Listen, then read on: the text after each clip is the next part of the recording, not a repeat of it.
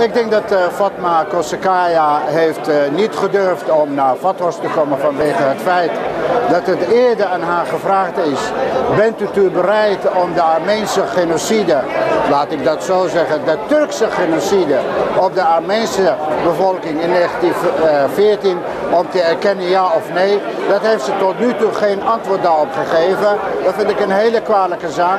Sterker nog, ik vind dat Fatma Kossakaya, dat het in een Nederlands parlement zit namens D66, dat ze eigenlijk ook haar zetel moeten gewoon ter beschikking stellen vanwege het feit dat het hier om een historische zaak gaat waarvan alle Nederlandse Kamerleden hebben toentertijd een wet, dat was een motie door een ChristenUnie ingediend, dat ze allemaal gewoon ja hadden tegen gezegd: Fatma Kossakaya verdoezelt nog steeds dat het gewoon geen Armeense genocide is geweest. Dat vind ik een hele kwalijke zaak. Ik vind het een blamage.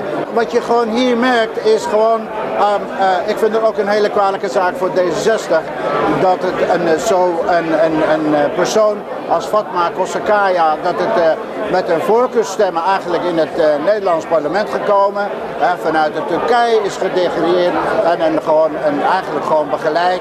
En ik vind dat het ook D66 langzaamaan een eigen conclusie moet trekken. Het kan nooit zo zijn, een beetje van dit en een beetje van dat. We hebben het over de open democratie, een zuivere democratie. En ik vind het een hele kwalijke zaak dat D66 op deze manier heel erg hypocriet bezig is.